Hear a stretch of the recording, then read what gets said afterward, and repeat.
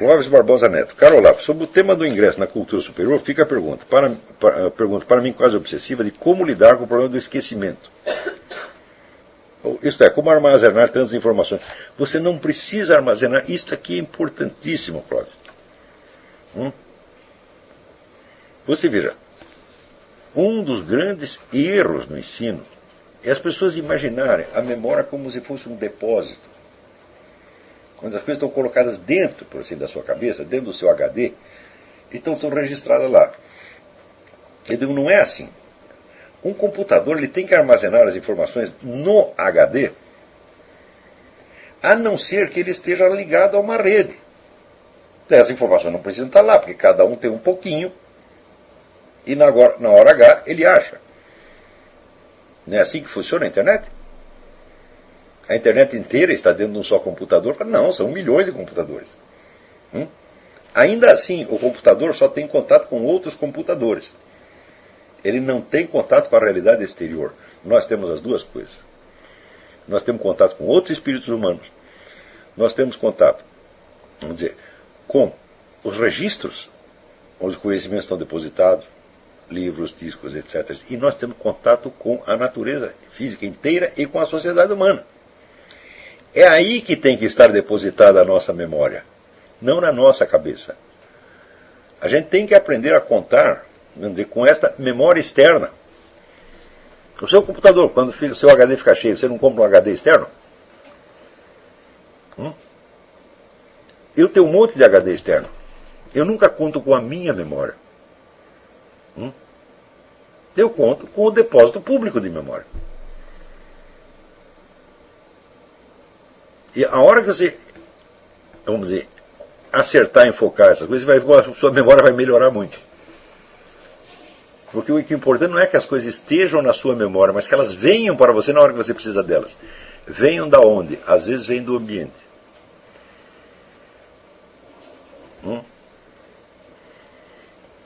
Ou seja, nós não temos que pôr as coisas na nossa cabeça, nós temos que sintonizar a nossa cabeça com a situação real em torno.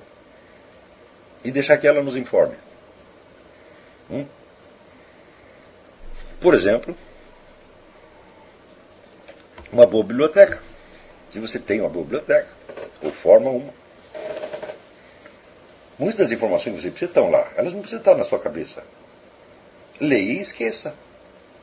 Na hora H vai voltar. Se não voltar, você simplesmente pega o livro de novo e pergunta para ele. Ué. Não fique angustiado com esse negócio do esquecimento. Não tente forçar a memória, jamais. Memória, minha filha, é que nem vaca, você está entendendo? A vaca dá leite, dá um montão de leite. Mas se você tentar forçar, ela chuta o balde.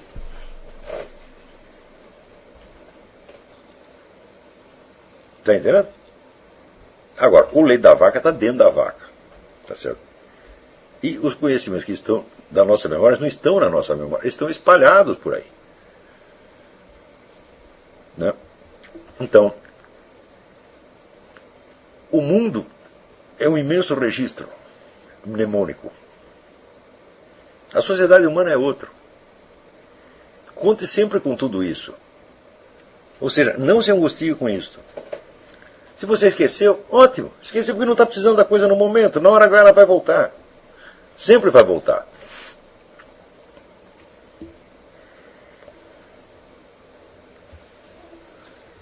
Às vezes coisa que eu li 30, 40 anos atrás, né? E que eu não pensei durante 40 anos, de repente elas voltam.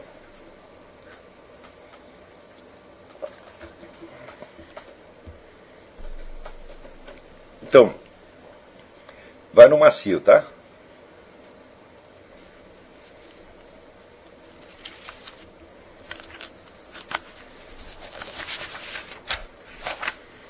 Atos Barbosa Lima. Olá, ainda sobre o exercício necrológico, que de tempo em tempo deve ser refeito. É o seguinte, considerando que saber, conhecer, é saber e conhecer o que os outros geralmente não sabem, no sentido de que nós não devemos esperar ser compreendidos pelas outras pessoas, pela mediocridade geral, por assim dizer, quero saber então se no necrológico o narrador, que é justamente uma outra pessoa, terceira pessoa, também vai, como uma pessoa comum, não nos compreender. Não, o narrador ali tem que ser alguém que te compreende. Te compreende muito bem. Alguém que gosta de você, que te aprecia e que te compreende. Senão esse exercício não vai funcionar, porque senão o necrológio se transformará, assim, nas opiniões que o idiota tem sobre você. Então você tem que supor o narrador uma pessoa do seu nível intelectual, ou superior, tá certo? E que compreendeu você muito bem. Tanto compreendeu que pode explicá-lo com justiça para uma terceira pessoa. Se nesse caso específico seria um amigo imaginário que estaria também num mesmo nível, nivelado, para assim dizer, conosco. Eu digo, bom, ou nivelado com você, ou suponha até um pouco superior. Tá certo? Superior não necessariamente no nível inteiro de conhecimento, mas na compreensão que ele tem de você. E note bem que isso não é difícil, porque às vezes você vê que um biógrafo que está escrevendo a biografia de um grande gênio, e que não é ele propriamente um gênio, ele compreende o gênio às vezes melhor do que o cara se compreendia a si mesmo. Por quê? Porque ele está interessado em ver aquela pessoa como totalidade, e o gênio provavelmente podia não estar tão interessado nisso, podia estar pensando em outras coisas. Então, às vezes uma pessoa que nos observa compreensivamente, e pode não ser tão inteligente quanto nós, às vezes ela nos compreende em certos pontos que nós não compreenderíamos.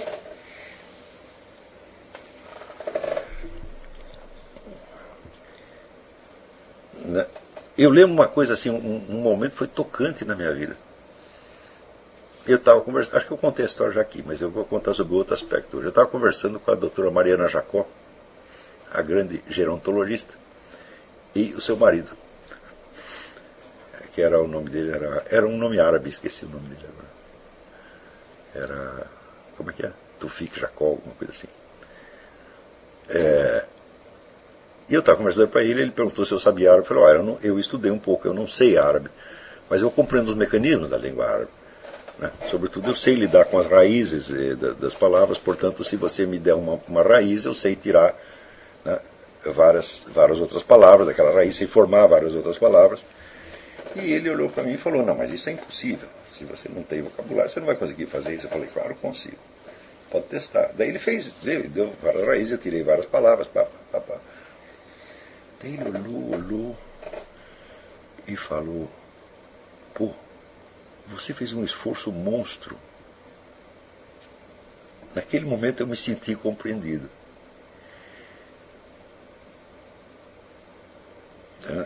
Porque eu sei o que isso me custou. E eu sei o quanto me custou muita coisa que eu sei, entendeu? Coisas para as quais eu não era naturalmente dotado. Eu não sou nenhum gênio linguístico como era o Bruno, por exemplo. O Bruno ficava 2 semanas num país e saía falando a língua, pô. Né? Eu estou aqui faz 4 anos, até hoje eu falo, as pessoas dão risada. Não que estão erradas, sim, mas é esquisito. Né?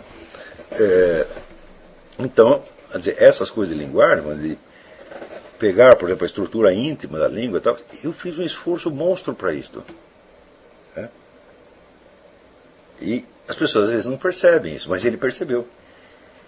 Ele percebeu que aquilo não era uma questão de sorte ou de talento natural, mas de muita dedicação. E de muito amor àquela língua também. Né? Então eu falo, ele me compreendeu. Eu fiquei muito feliz. A gente fica feliz quando as pessoas nos adivinham uma coisa nossa, né? E compreendem bem isso aí. Né?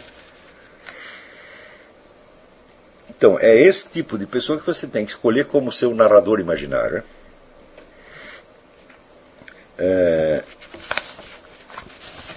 Está vendo de novo aqui o Clóvis Barbosa Neto. Em virtude do conteúdo da aula de hoje, peço ao senhor que responda 2 perguntas a respeito do seu estudo sobre o movimento revolucionário. Qual foi a circunstância na qual esse problema lhe surgiu?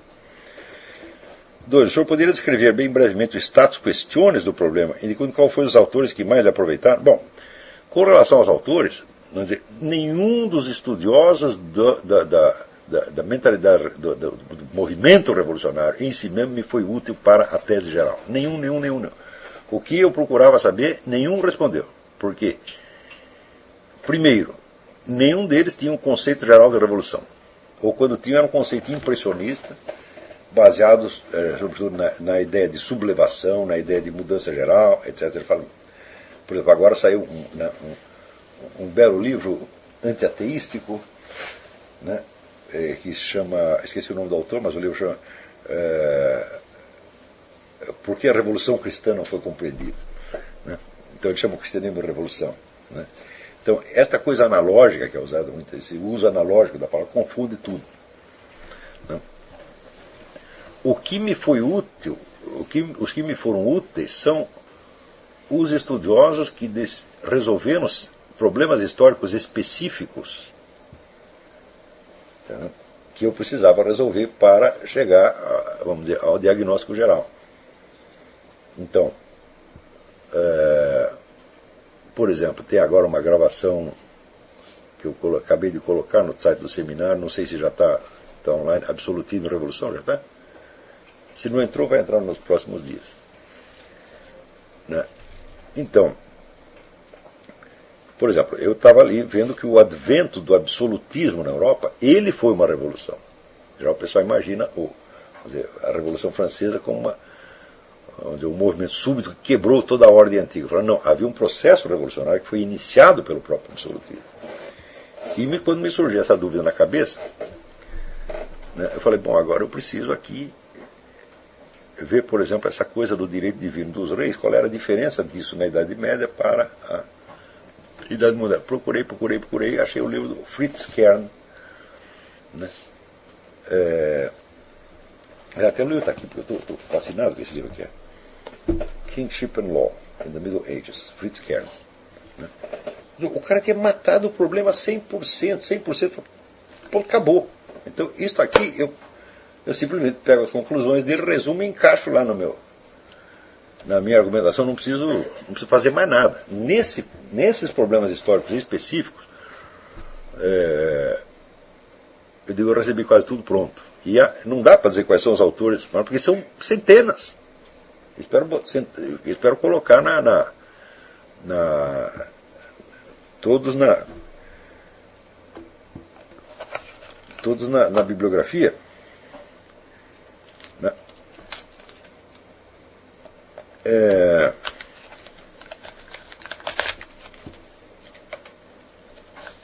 Um autor que foi muito importante foi o Paul Sérieux, no livro Les Folies Raisonnantes, que é As Loucuras Raciocinantes, onde ele vai dar o conceito do delírio de interpretação, que é um conceito no qual eu, no fim do estudo, encaixo a mentalidade revolucionária como uma forma de delírio de interpretação. Mas isso também não é um estudo sobre a mentalidade revolucionária. É um estudo sobre uma patologia específica.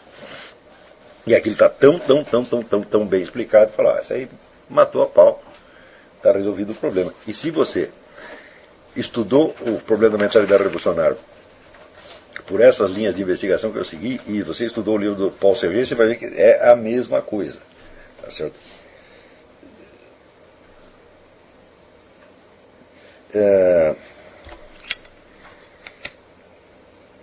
Existem alguns livros sobre histórias de movimentos revolucionários específicos que me foram muito úteis. Por exemplo, o livro do Hippolyte Taine, Origens da França Contemporânea, que é uma história da Revolução Francesa. E agora, quem não leu aquele livro não vai entender o que se passou exatamente ali. Né? O livro do Pierre Gachot sobre a Revolução Francesa foi também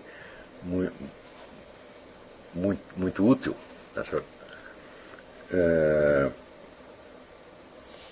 Mas eu acho que nesse estudo não houve, vamos dizer, grandes autores que influenciassem o conjunto do estudo. Houve uma infinidade de autores, né, que tinham resolvido os problemas específicos. Agora, a ideia mesma de tentar encontrar uma unidade do processo revolucionário ao longo dos tempos através da análise da estrutura lógica do discurso, essa ideia ninguém teve. Essa é minha mesmo, tá entendendo? E essa é a tese central do livro. É claro que essa tese tem que ser preenchida, vamos dizer, com milhares de soluções para milhares de problemas específicos. Isso daí, se eu fosse estudar tudo, eu nunca ia conseguir. E às vezes acontece que você tem uma ideia brilhante, mas para você chegar a demonstrar aquilo, se decompõe aquilo nos problemas secundários e você vai ver que não existe. Ninguém estudou aqueles problemas secundários. E isso aconteceu comigo, por exemplo, quando eu estava vendo o negócio da astrocaracterologia. O problema da astrocaracterologia era muito simples. A gente acompanha todo esse debate astrológico. Eu falei, bom, mas todo esse debate é uma bobajada, porque o que o pessoal chama de astrologia não tem unidade. Você não está falando de um fenômeno unívoco, você está falando de milhares de coisas absolutamente heterogêneas. Não é isso? Então, ter uma opinião a respeito ou não ter nenhuma é a mesma coisa. Então, o que nós temos que fazer? Nós temos que pegar este material, esse documento, essa documentação, que é, vamos dizer, a astrologia desenvolvida mais ou menos desde a Idade Média até hoje, até um pouco de coisa da Antiguidade também, com Ptolomeu e outros, pegar este material e ver se nós conseguimos pegar a unidade do que é isso. Vamos ver se isso tem uma estrutura comum. Quer dizer, entre milhares de coisas diferentes que os astrólogos dizem a respeito de mil e uma coisa, e o astrólogo fala para danar. Vamos ver se a gente consegue abstrair o de que eles estão falando. Né? Daí, uma vez que você abstraiu isso, então, daí você tem algo que você pode chamar, digamos, o discurso astrológico essencial. Esse discurso astrológico essencial, ele pode ser expresso como uma série de afirmativas sobre certos fatos ou situações que devem ocorrer na vida terrestre humana, quando certos outros fatos estão se passando no céu. Né? Se você fizer obtiver essa estrutura central, né? Então, daí você pode testar cientificamente a coisa. Mas não antes disso. Não é isso? Agora, para testar cientificamente a coisa, aí outra coisa também, as pessoas falam de astrologia e nunca perceberam o óbvio. Eu digo, meu filho, você só pode testar esse discurso astrológico se você tiver meios de verificação não astrológicos dos mesmos acontecimentos. Tá certo? Então, quais são esses critérios?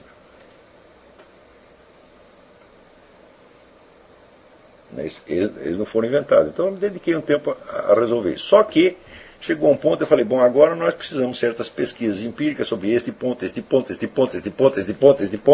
e essas pesquisas não existem, e eu não vou fazer porque eu sou um só, e aí precisa 2.000 pessoas e precisa muito dinheiro para fazer as pesquisas. Bom, então, o que eu fiz? Eu fiz a montagem teórica do problema, não é isso? Quer dizer, equacionei o problema cientificamente, de uma maneira que pode ter solução. Mas eu não dei solução, porque a solução depende de investigações que não foram feitas. Então eu simplesmente parei e falei, bom, eu fui levar a coisa até onde eu pude, e aqui está encerrado meu assunto, não falo mais disso, porque não dá para fazer mais nada. Mas no caso da mentalidade revolucionária, não, aí eu dei sorte. Praticamente todos os problemas concretos ali já estavam resolvidos. Augusto de Carvalho Righi. Levando em conta o cenário cultural do nosso país, o senhor acha que há no Brasil pessoas com autoridade para determinar quem deve ser internado ou não em clínicas psiquiátricas? Pode ter um ou outro psiquiatra que seja. Talvez, pelo menos aqueles caras que estão com 90 anos.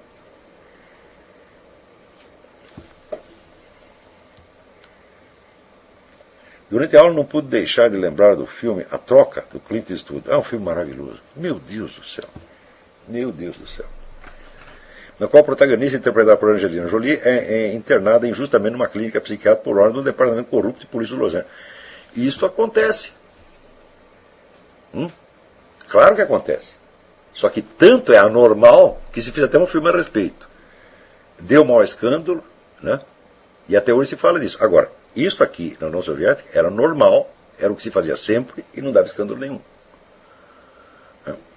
Então, o pessoal da antipsiquiatria, eles usam para descrever a situação psiquiátrica no Ocidente exatamente os conceitos que se aplicariam literalmente exatamente à situação soviética e que aqui se aplicam só analogicamente e por exceção. Mas assisto esse filme, o Changeling, é maravilhoso filme, maravilhoso.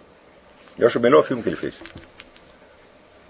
Ana Regina Bolsas. A memória deve ser apresentada como quando fazemos um trabalho de pesquisa no qual, à medida que estudamos o assunto, aquilo que precisamos para o estudo aflora como um passe de mágica.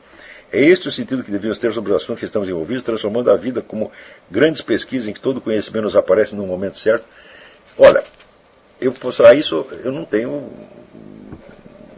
posso assegurar, mas para mim tem funcionado assim. Eu sempre tive uma sorte muito grande em obter as informações que eu quero. Tudo que eu quero saber aparece na minha mão de alguma maneira. Para isto, você precisa estar aberto e você precisa estar querendo mesmo. Então não é um problema de você ter tudo na memória.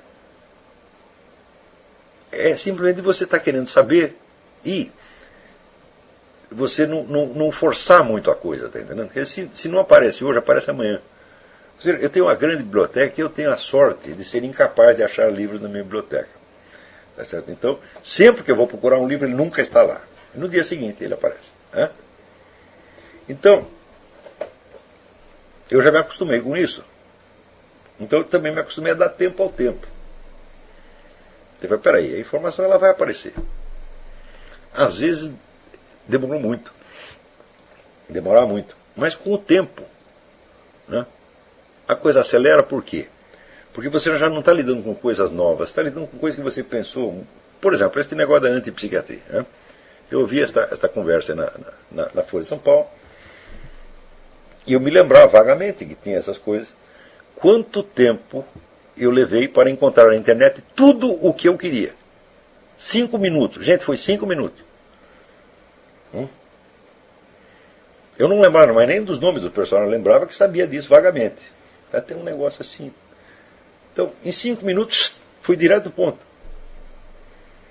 Mas por quê? Porque o assunto não era totalmente novo. Já estava vagamente na memória. Então era questão de você encontrar, vamos dizer, apenas os fatos concretos que, vamos dizer, que exemplificam aquilo.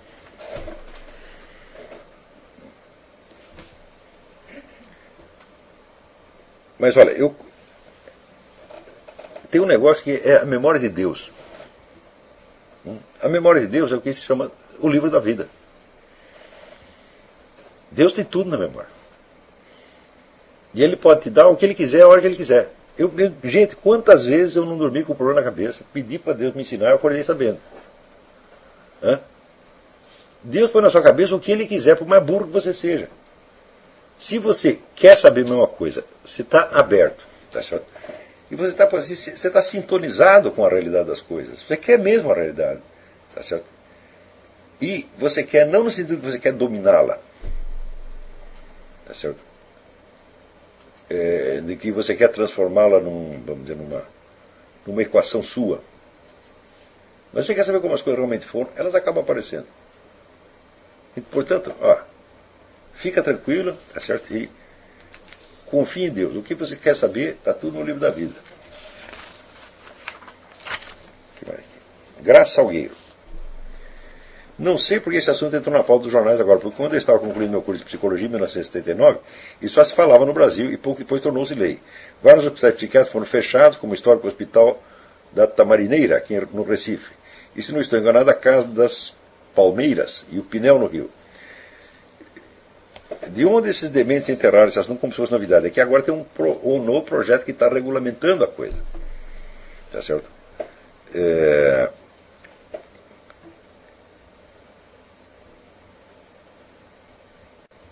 Parece que esse projeto não é tão radical quanto a primeira proposta. Parece que até atenua a coisa em certos momentos, mas, vamos dizer, em si, ninguém vai entender essa proposta da antipsiquiatria se achar que isto tem algo a ver com doença mental.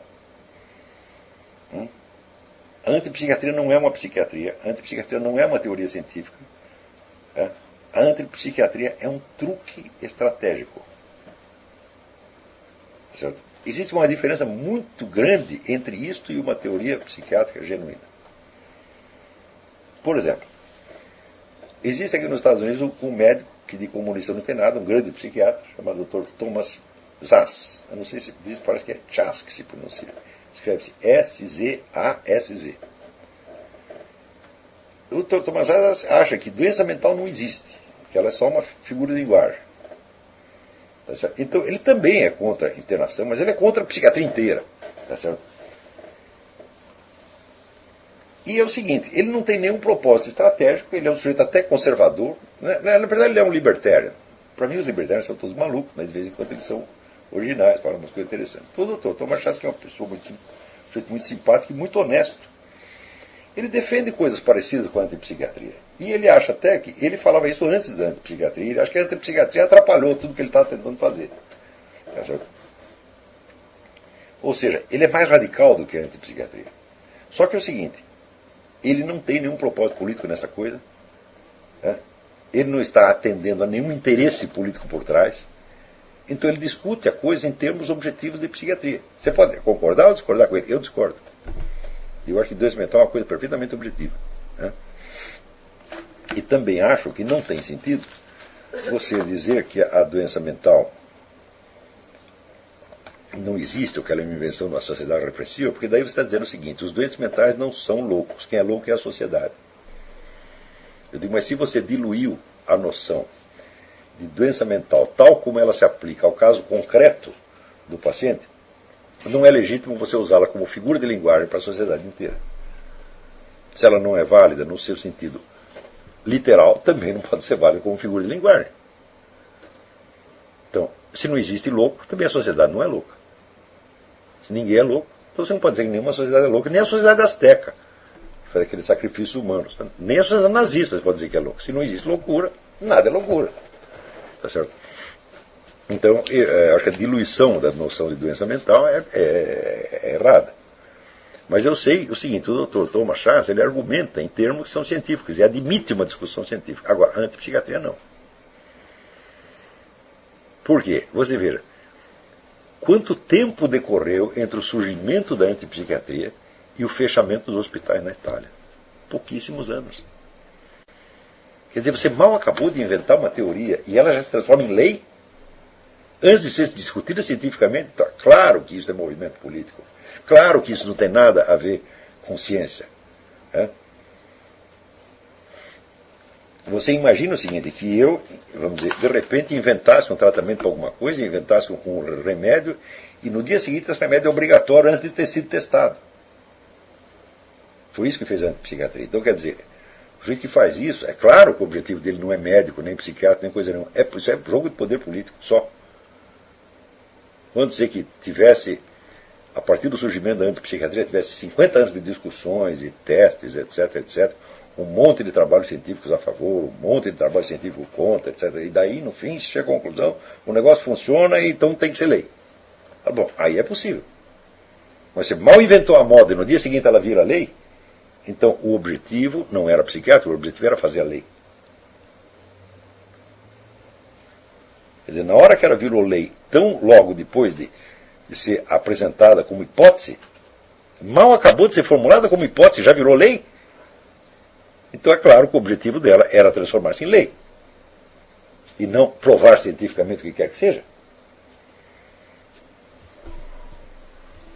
Então, olha, esses caras da antipsiquiatria são monstros criminosos, são responsáveis por infinitos males que se espalharam pelo planeta. Olha, banditismo, delinquência, criminalidade, droga, tudo isso aí, esses caras têm, pesa, tá certo? Na conta desses canalhas, Ronald Lang, David Cooper, Franco Basaglia, todos esses caras são comunistas, tá certo?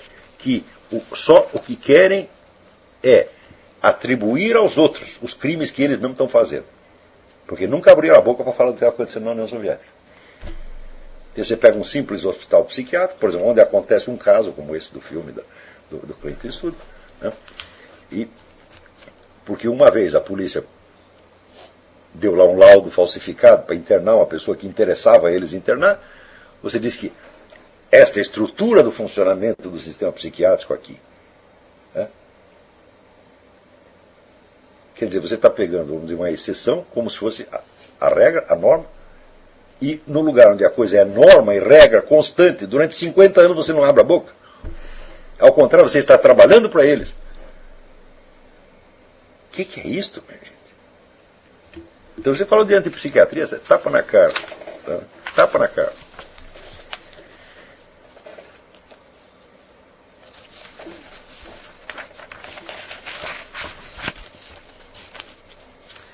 Leandro Diniz, como por um bom tempo estudei autonomamente a arte, eu li um livro do Pierre Franck Castel, muito bom. Franck Castel é um homem sério, né?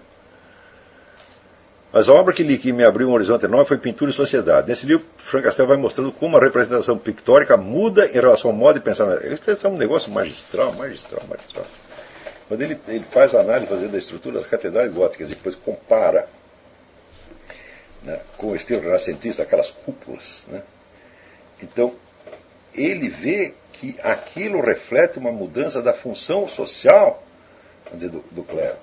É um negócio fantástico. Frank Castell é um guru. No Egito, a representação era pragmática e por isso a representação de figuras das melhores posições para as entender. Assim como o espaço de... Peraí. Epa, não entendi essa frase.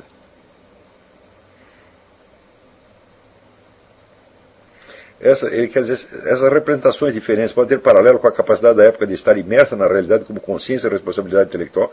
Certamente sim. Quer dizer, as formas da arte e da arquitetura,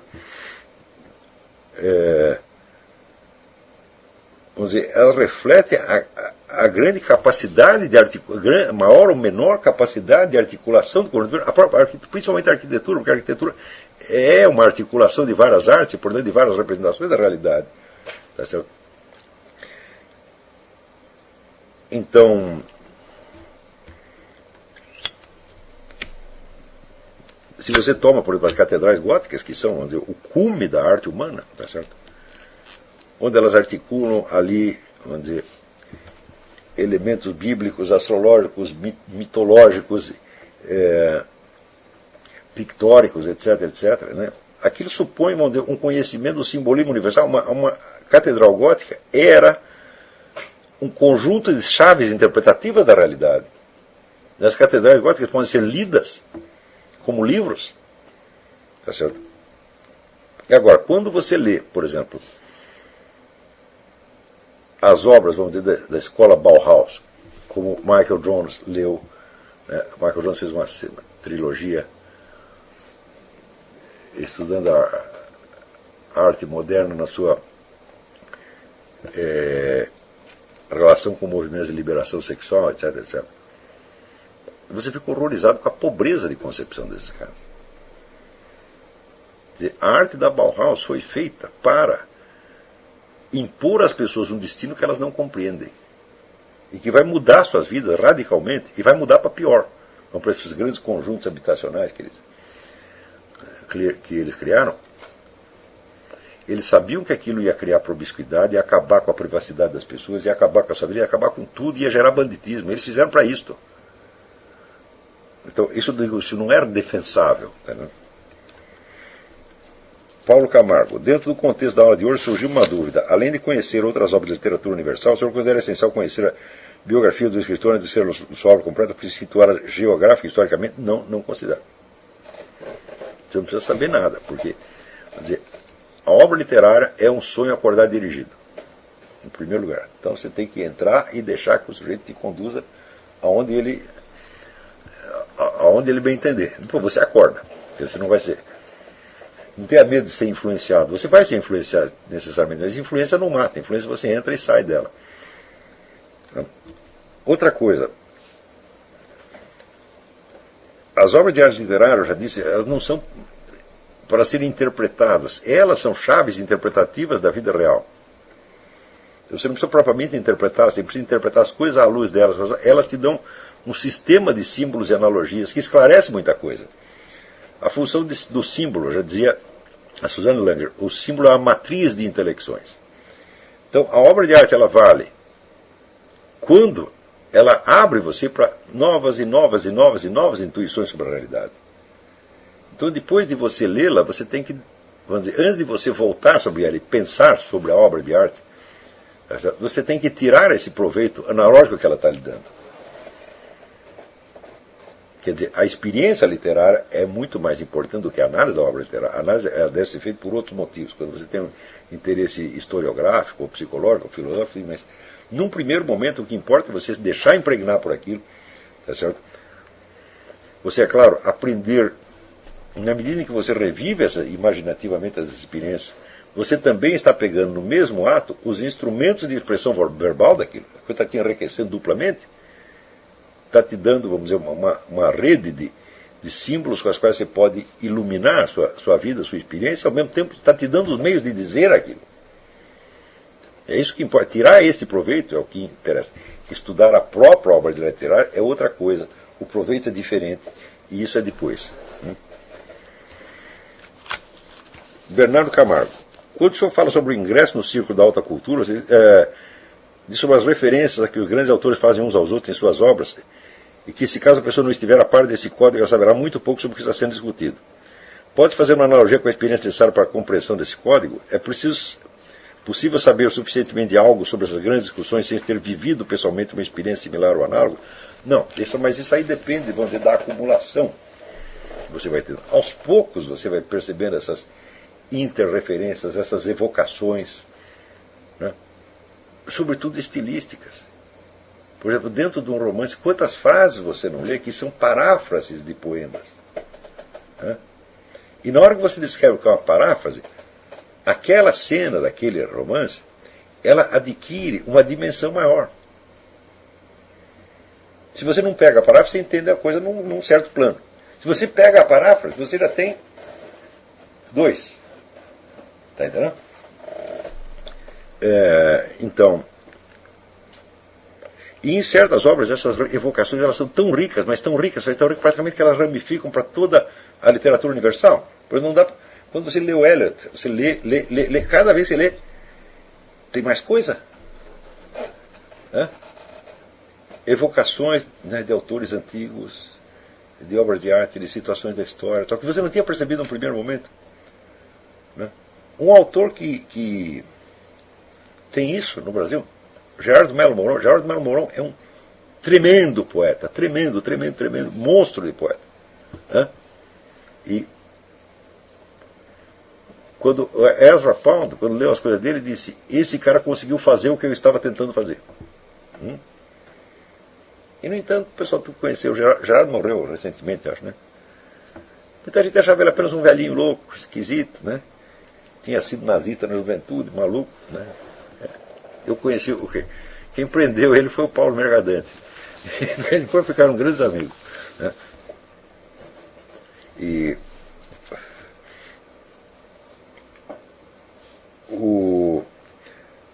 a poesia do Gerardo são 50 anos de leitura de clássicos gregos, tal, que está tudo ali.